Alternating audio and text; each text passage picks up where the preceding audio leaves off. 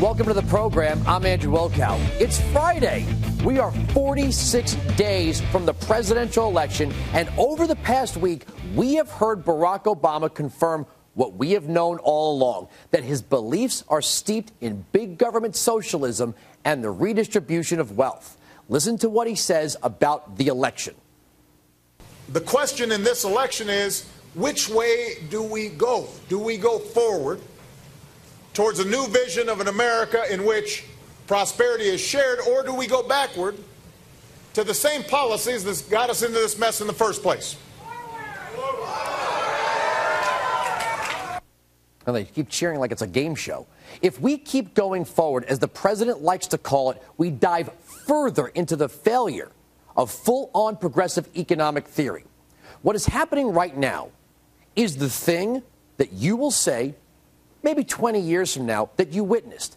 Yet another attempt to force society to put into practice a theoretical utopian model. Democrats can use all the flowery language they want when it comes to what they believe is a just society. We, the people, recognize that we have responsibilities as well as rights, that our destinies are bound together, that a freedom which asks only what's in it for me, a freedom without a commitment to others, a freedom without love or charity or duty or patriotism is unworthy of our founding ideals and those who died in their defense. Destinies, love, commitment, patriotism.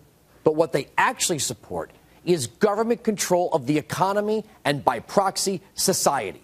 When central planners assume control of the economy, bureaucrats begin to dictate what the producer may produce and the consumer may consume. President Obama can paint any mental picture he wants. He and his supporters can talk all about community and family and charity. But if you listen carefully to what he's talking about government. Generally, the Constitution is a charter of negative liberties. It says what the states can't do to you, says what the federal government can't do to you, but it doesn't say what the federal government or the state government must do on your behalf. That's from 2001 WBEZ Radio. It's public radio in Chicago. He was an Illinois state senator, but still, government as a whole equals force. It can either force you to do something or not do something. If what government is forcing you not to do is actually not criminal, then the government is simply limiting freedom. But unlike other forms of government, the United States of America was designed around the concept of a representative republic, in that the government would be elected from the citizenry and would govern within the limits placed upon it by the Constitution. You know, before Karl Marx, there was Thomas More in Utopia, and before that, Plato in the Republic. Ever since Karl Marx and Friedrich Engels published the Communist Manifesto in 1848, generations of progressives have tried to implement its ideals onto society. In 1850, French politician and philosopher Frederick Bastiat responded to the growing Marxist movement with his pamphlet called The Law. 1848 Marx, 1850, by today's standard, that was like a Twitter reply. Bastiat took on this idea that government could use force to plan the lives of millions of people and have a positive outcome. Here's a quote. "It's not considered enough that law should be just. It must be philanthropic. It's not sufficient that it should guarantee to every citizen the free and inoffensive exercise of his faculties applied to his physical, intellectual, and moral development. It's required to extend well-being and morality and instruction over the nation. This is the fascinating side of socialism," unquote. Progressives really seem to think they are endowed with the intellect to run our lives. If you were successful, somebody along the line gave you some help. There was a great teacher somewhere in your life.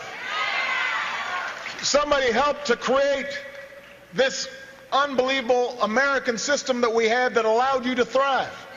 Somebody invested in roads and bridges. If you got a business, you didn't build that. Somebody else made that happen. All of this comes from the belief that there are institutions that can prepare one for such supremacy. You know, here in the United States, many believe it's the Ivy League. Now, I'm not denigrating such institutions, but when such arrogance leads people and society to believe there are certain people with better instincts on how everyone should live, produce, and consume, then harm will be done to society.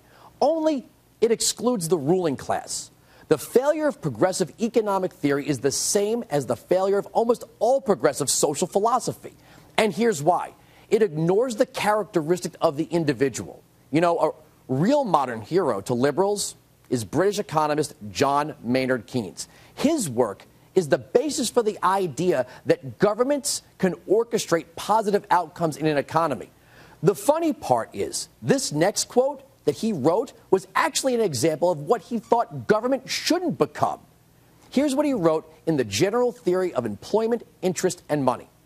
In the ideal commonwealth, men have been taught, inspired, or bred to take no interest in the stakes. It may still be wise and prudent statesmanship to allow the game to be played subject to rules and limitations, so long as the average man or even a significant section of the community is in fact strongly addicted to the money-making passion.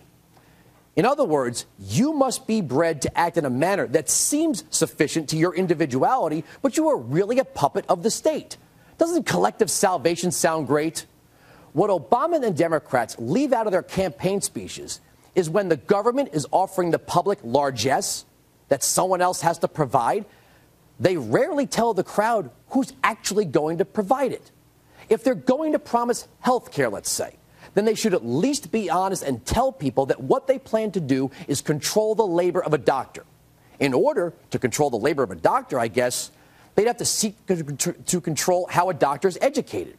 Then, after that, they'll seek to control the education system. You see where this is going? A free society and a free market cannot deliver all things to everyone. But what it can do is leave people free to create the life they want to live and interact with others based on free will. That's the essence of economic growth: freedom and free will and the pursuit of private property.